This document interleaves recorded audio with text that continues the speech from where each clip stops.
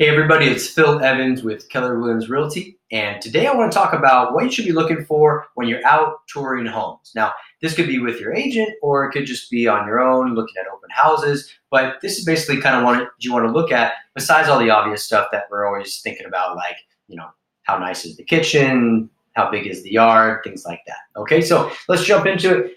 Touring a home, you want to start high. Okay, so you start up with the ceilings and the top of the walls. And the reason why is because we're looking for discoloration, usually from water damage is the big culprit that we're looking for. Sometimes mold, things like that. If you walk into like a bathroom or an adjoining room or closet that's next to a bathroom, then you want to start high. You can look for little black spots, things like that. Now, I am not a home inspector, I'm not a contractor or anything like that, but this is just basic stuff from my experience that we're visually on the lookout for. There's no way to know what's behind the walls, to be honest. Okay, if the sellers don't tell you that they had termite issues or mold issues or something like that before, they covered it up, or they just had fresh paint on a new house, or I mean not a new house, but just on any house, there's a lot of times you get fresh paint. We're not going to know until later. Okay, but either way, you can take a close look at the ceilings and the walls to see if there's any discoloration from water and things like that, okay? So that's the first thing. So start high, then move down to the windows, okay? Now, windows, there's two different types of windows, what we call single pane and double pane. Now, newer windows, they could be triple pane, they could be quadruple pane, things like that. But the reason why we care is because single pane, they're not going to be as energy efficient. If you've ever been in a drafty house, there's a good chance that they have single pane windows and they're just letting that wind and cold and heat through easier. And you're going to look at the frames on a single pane window. Sometimes they're going to be aluminum frame. That's not a bad thing necessarily, but it's a good indication if you don't know whether it's a single or double pane, that if it's got metal frames on the window, they're probably going to need to be replaced to at least be more energy efficient. It's going to cost anywhere from about $3,000 to $5,000, depending on the average single-family home, depending on the number of windows, of course. But that's a big cost, generally, that you should know that you're getting into. Okay. So, and then of course, there's a lot of the windows, but double pane, triple pane windows, the newer windows. If you see moisture in between the window panes, that means that the seal has gone bad. You're going to need to replace that window for it to also have its energy efficient rating still what it was when it was new. And that's going to cost money as well, anywhere from $500 to $1,000 per window generally. Okay, sliding glass doors could be about $2,000 or so. Okay, but check with your local contractor for those costs. Okay, so windows are important to know whether you're going to need to replace those or not. And then you can drop your eyes down to the flooring. Now, some people will be able to walk into an open house. Maybe you're one of these people, and you're going to see the floor is sloping. You're going to say like, "Whoa, this feels off." It's got to be a foundation issue, right?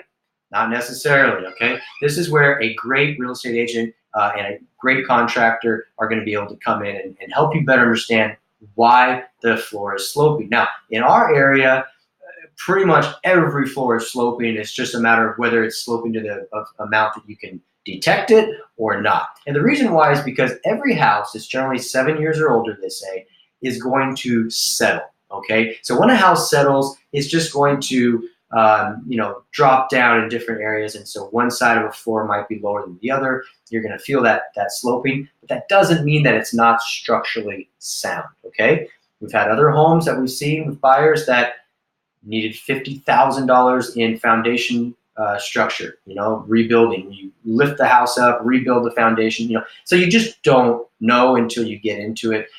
So I just want you to be aware of that don't walk into a house and say, "Whoa, the floor is sloping, it must have foundation issues, get me out of here." That's not the case, okay?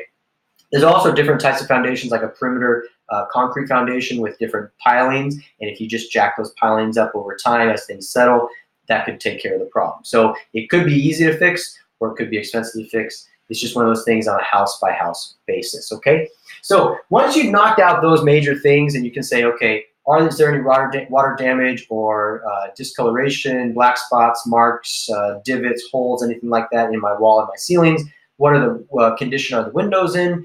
And then you can drop down to what condition the floors are in. Now, flooring is a different cost. We can get into that in a different video. But depending on whether it's carpet, synthetic, or vinyl, we have luxury vinyl, or hardwoods, those are going to have different costs to either replace or to put in. Okay, so if, I guess what I'm saying is that if you have wood flooring and the wood flooring is in bad condition, then you have a couple different options for that.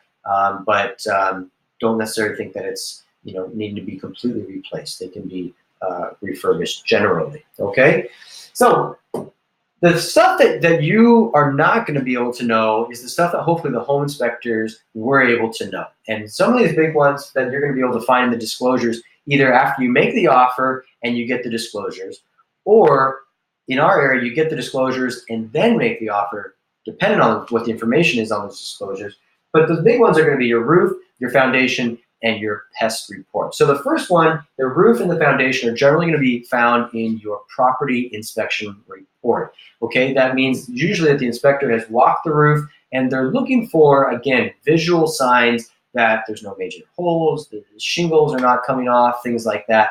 But again, there's no guarantee on this stuff, unless you fell through the roof, you may not know if something's going on. That's again why we start looking at our ceilings, because if there is a leak, a lot of times that will be the telltale sign that there's water damage because one part of flashing is not covered or something like that on the roof. So again, just because you have some water damage does not mean that you have a huge hole in the roof. It could just be one little thing, but hopefully you'll figure that out in the inspection report and the disclosures. Foundation, again, we've covered the foundation and how to know. Here's the thing with foundations. Every foundation pretty much has a crack in it, especially if it's in an area that has earthquakes like ours does all the time. If it's over 7 years of age, generally, this is a big generalization. But the older the home, it's going to have some kind of settling crack. Okay, the heat and the cold and moisture and everything kind of fluctuating. It's just a concrete foundation is going to move and it's going to crack. The question is it horizontal? Is it vertical? Is it greater than 1/8 of an inch or 1/4 of an inch? Like, there's all these different things that you have to talk with your agent and a structural engineer and the inspector about. Okay, so the last one is the pest. Okay, now in our area, there's two major things that we're looking for in our pest inspection. One is actually termites or beetles, basically any bug that's going to be eating your wood foundation. And then the second one is going to be usually your fungus. Okay, so we have dry rot, we have wet rot. These again are all things that are going to deteriorate the wood in your foundation and in your home.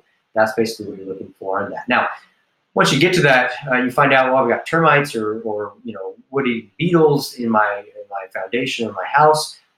They're fairly easy to take care of. Okay, even if at the max you're looking at tenting your house, it takes about 3 days, and it can be done before you move your house, and it's all done. It's fumigated. You're good to go. You've killed them all. The big thing with cost on that is generally, and this is a big generalization, you're looking at roughly about $1 per square foot. So if you have a 2,000 square foot house, it's going to cost about $2,000. Could be like $1,800, could be like $2,200, something like that.